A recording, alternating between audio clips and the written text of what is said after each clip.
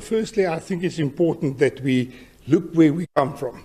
South Africa really is in financial crisis, and we've got to turn that around. And I think if you want to turn that around, we've got to look at the debt to GDP ratio and what we must do to really have an influence on that. We are currently paying more than 20% out of every rand towards repayment of our debt. Sorry, you must excuse me, I'm out of breath running from one interview to the other. So let me just catch my breath.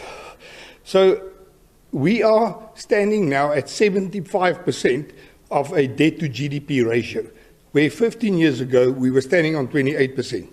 And if we want to turn South Africa around, we really need to see how we can lower the debt that we are repaying. And I think that is the starting block for everything. I think it's very important to show from government side that we need the private sector to invest, to become part of building South Africa, especially when it comes to infrastructure development.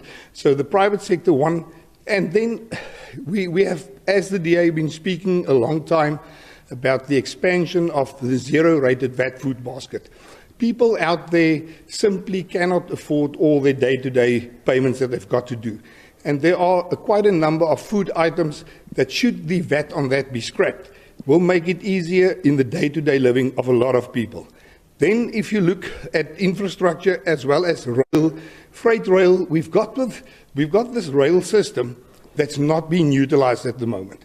And we hope that the freight rail system will be opened up to third parties that can make use of that rail, that can put up their own trains and assist us in transporting our goods.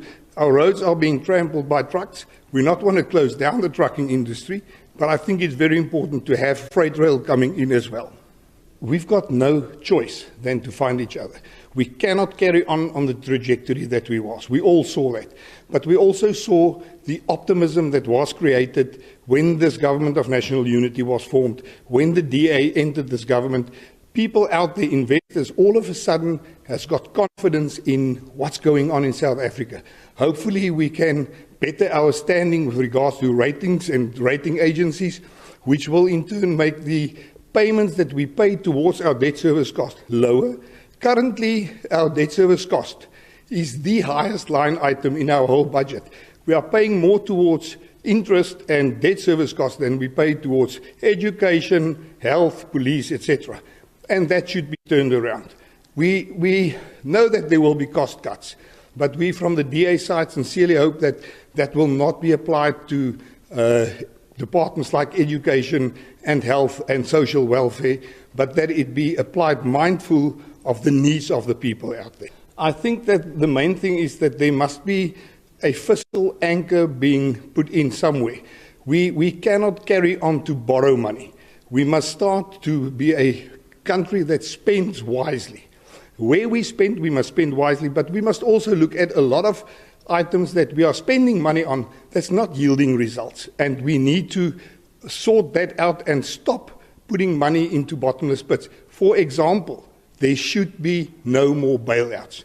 From the DA side, we've called on that. And I hope that the Minister will today announce that there are no more bailouts so that money can really go into the pockets of the people. Everything must be walked into the direction of service delivery and creating jobs and creating growth in this economy.